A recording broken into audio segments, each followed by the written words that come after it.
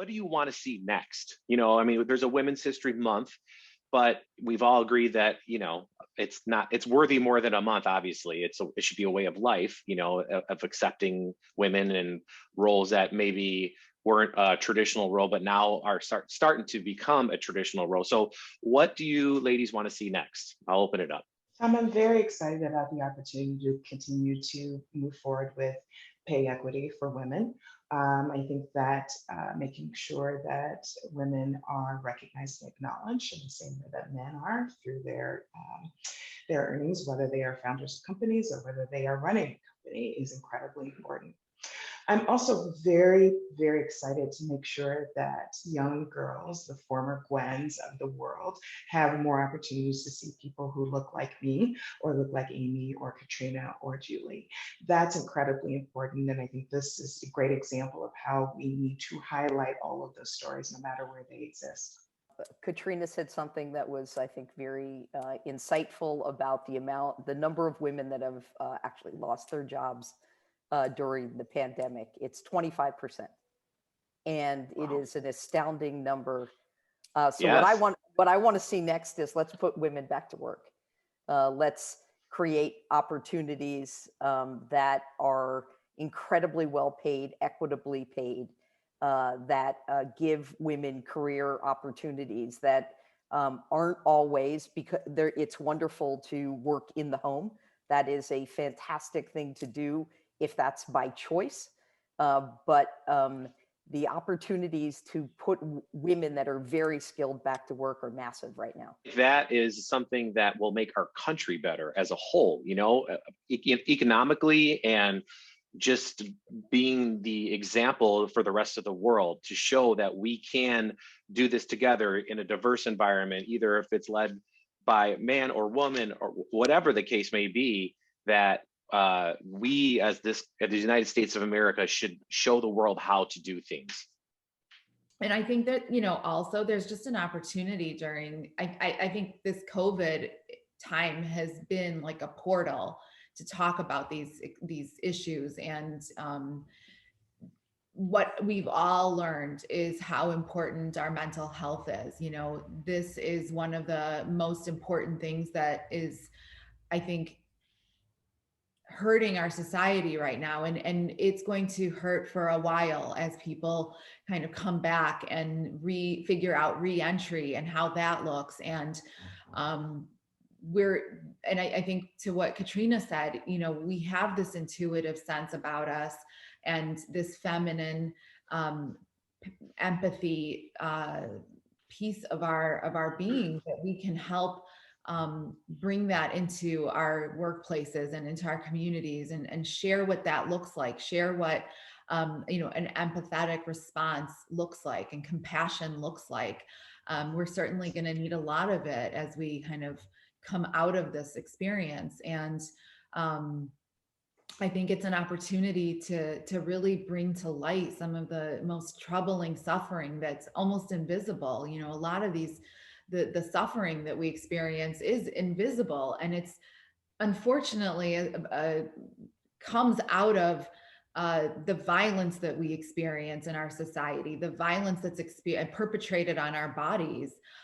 But yeah, I am personally just very excited for the opportunity of improving mental health for our society. I think that's going to be a bigger thing and something that women are really going to lead the way on. So, yeah. Katrina, do you have anything to add? Yeah, I would say, I think the real movement forward is our counterparts, our male support, like you. Thank you so much for being an advocate, putting this together, because absolutely, actually, without men advocating for women and demanding that they have a seat too, you know, whether that's diversity on the board, there's an amazing organization called Him for Her, which really helps bring women who are qualified to be on these boards to go on the board level because they'll have a big influence. But even, you know, shoulder to shoulder men respecting, helping, you know, build platforms for women. You know, it's not always the best idea is coming from the extrovert. So how do you give more voice to those introverts too? And how do organizations set it up? How do men help be a proponent of that growth. So I'm really into looping in the men because I think they're the ticket to help us get to where we need to be. Well, I'm all for it, and I am happy to help and provide this space. It's a little part that I can do, but it's an honor to talk to the four of you. It's amazing just to hear you all speak and talk about your passion and how you got here. But something I think Julie mentioned, a museum. How do we make that happen? You mentioned there's no museum. If it's not Julie, forgive me, but there is no museum for women's history and the accomplishment of women. I think the four of you ladies might be able to at least figure out a way of how do we put that in motion. Well, I was actually on the board of the National Women's History Museum, which is not an actual physical museum. It's just a virtual museum right now. But definitely go check that out. They're on all the various social media platforms. So it's the National Women's History Museum. But we are definitely working with Congress to create the path to have a standing structure, an actual museum on the National Mall. Which I think is really important because we have visitors from all over the world, and we should be that beacon of light. We should be the example that we set for the rest of the world. Unfortunately, we're not doing it. There's other countries that are doing it better, but we can definitely, build off of that, and we can definitely catch up. We're one of the greatest countries in the world. We can do anything, and we could definitely become that shining example for the world.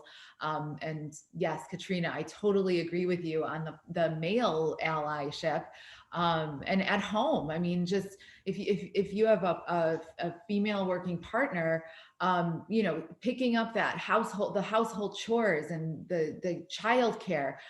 These are, really, this is one of the most important pieces to, a female's success in the workplace, is if her male partner is if she's in a hetero partnership, that the male also, takes care of the home responsibilities. Otherwise, you're giving women two jobs, one at home and two full-time jobs. And I'm all for the dad to, vacuum, cook, clean, read books to kids, do bath at night. I've done all those things. Right. And I felt like it's made me a much better dad. I mean, my dad's generation was, my dad's generation, he worked, he came home and he did dad things, mow the lawn, whatever. And there was nothing wrong with that. That's what my parents agreed upon. But I feel like when I became a father that, my partner and I talked about what kind of parents we want to be. And we are co-parents, and that means really co-parenting, reading books, doing laundry, being with the kid at home when they're homesick, and not just, dad that goes to work. No, mom needs to go to work this week because mom's got this going on at work, or dad's got this going on. Switching it off, but co-parenting, I think, is the essence of all that. I would say that as the middle of three girls, what you are doing is very important, and I want to connect it back a little bit to museums and in Chicago here, that I think there is amazing work and there are amazing artists, women artists who are working in Chicago. And while we don't have a museum fully dedicated to women artists, I want to encourage you and all of your viewers to come visit places like the Museum of Contemporary Art, the Art Institute, the Hyde Park Art Center, where we are all making a dedicated effort to make sure that women are represented on those walls, and that girls like your daughter are able to see them and to see the varied work. So come visit. Oh, for sure. I've been there a few times. Thank you. I'll just add that I think that where some of this starts is in role identity. And so where society changes is when there's not one set of roles that a woman does and one set of roles that a man does. Truly.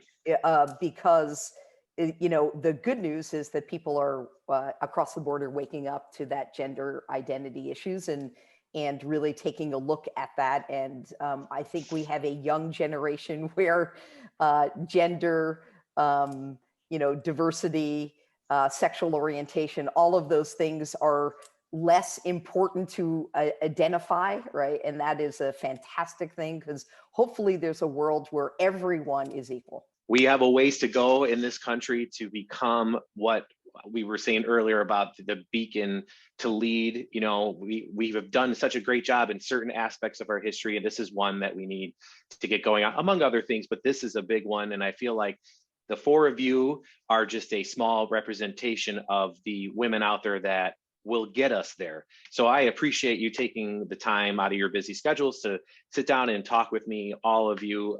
It has been an honor to talk to all of you. So thank you very much.